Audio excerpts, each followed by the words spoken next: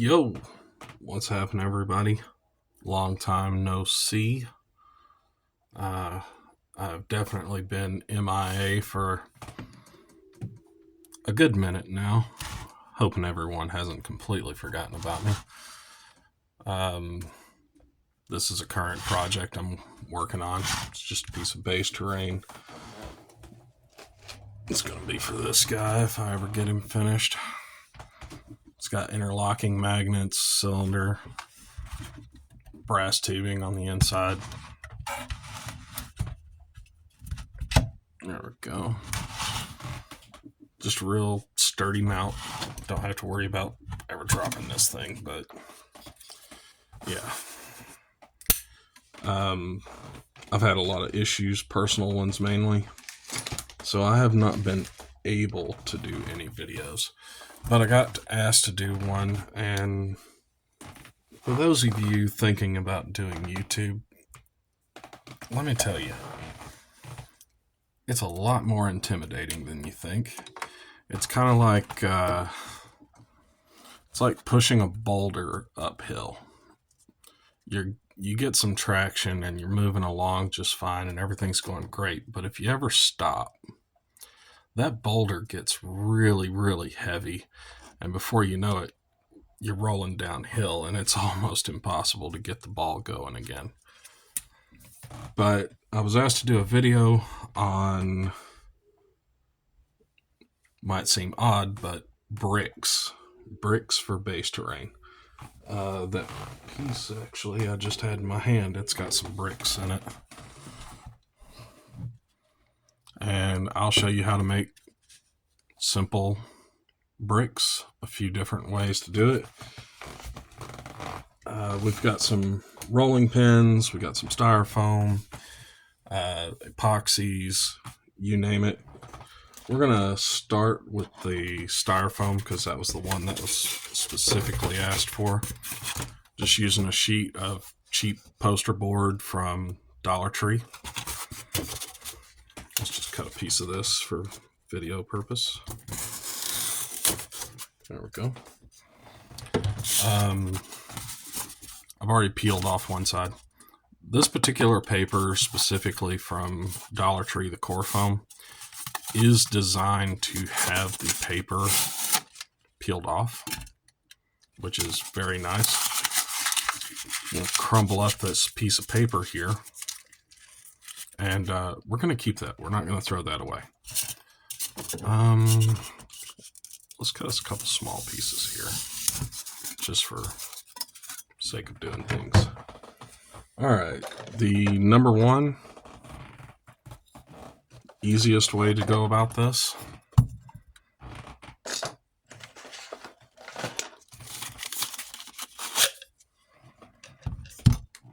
texture rollers. Easy peasy. Take your foam, take your texture roller, press down, roll. It does a wonderful job. You paint this like you would anything else. This is fabulous for D&D terrain, basing, you name it. I mean, these are 3D printed texture rollers. Definitely need to make sure, if you have one of your buddies that has a 3D printer make you some of these, make sure he has a PLA printer. And it doesn't have to be a good PLA printer. I mean, you can see I still got chunks of resin and epoxies in here. But it doesn't have to be a good printer. As a matter of fact, the grooves and lines really do help with the texture. But it's the same deal. Press, roll. Grab a different one. Press and roll. So, first one, second one, third one, yeah. Texture rollers on foam, easy life hack. Okay, moving on. Let's put the glass one back in the tube. These glass rollers are great. If you want to go this route, one of the more popular things currently is to take caulking or silicone and get yourself a thin piece of rubber or maybe even an old play mat. Smear it across the table or across what you want to have your texture on. The reason for this is it gives you flexible terrain, which is awesome for you D&D people. Then you take this and you just dunk it into a container with Dawn and water and just lightly roll it across the silicone or caulk and let it harden for 24 hours, sometimes less. You will have cobble terrain in this situation. This is like a cobblestone stack rock almost. That does work very good for flexible roll-up mats that you can use for making strips of road, and you just roll it up and stick it in a toilet paper tube and shove it in your backpack, just like you would with a playmat. Or you could use a playmat tube. Okay. Spruce. This is going to be our next brick, and this is an easy no-brainer, and I'm sure a lot of you have probably never even thought twice to try it. As a matter of fact, this is the method that I used on that base terrain I showed a moment ago. We're just going to cut us some section of sprue here. And I'm using the Citadel cutters because when you're chopping up bulk sprue, you really don't want to use your best cutters. So you have your flat edge, and then you have your concaved edge. If you want something that looks like gold bricks, point your concaved edge in, and it will cut at an angle slightly. But we're going to just do regular bricks. So snip there, then flip your cutters over, point the flat part away from the previous point, and then snip again. Ta-da. This is more time consuming, but it does produce a fine quality looking brick. It's great. And it does work very well. Like I said, you can see I had used it here on this base and a few random pops here and there. Yeah. Okay, next one. You need a container. Doesn't matter what the container is. I'm going to use this just because it's sitting here. Styrofoam, straight edge. In this situation, I'm just going to use this because it's sitting here. So, I might already cut a little bit off of this, actually. 1 second.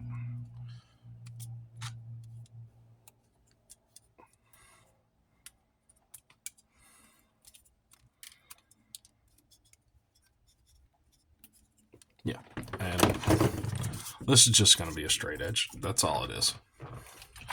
Use an X-Acto knife, razor knife, whatever you got handy. Oops, cutting curved. Get yourself a good straight line. After you got yourself a good straight line, figure out what width you want your bricks to be. Right there is pretty good.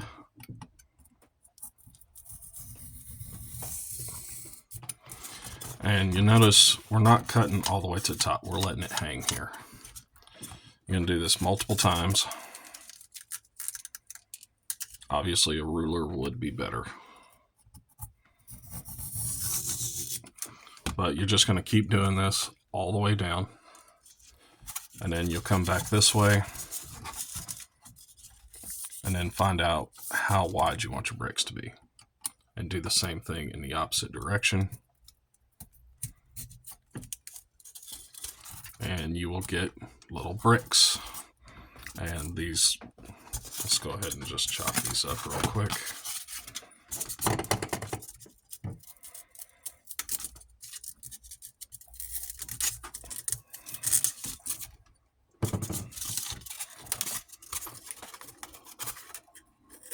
You could probably even do this with scissors if I'm being honest.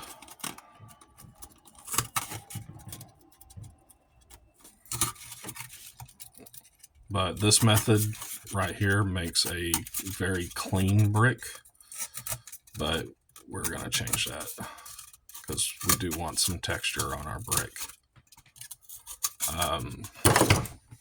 Application, you take your bricks and you just stagger them and stack them. Glue them together with a little bit of Elmer's glue. If you're worried about structure, stick some sewing needles in it. Get them from Dollar Tree, wherever you want to get your needles from. But yeah, you just stack them and glue them. A little shaky still. Alright, so for texture, get a container. It doesn't really matter what kind of container it is. It could be plastic container. I'm just using this because it was here. Throw your neatly chopped up pieces of foam in here. Let's see. Then walk out in your yard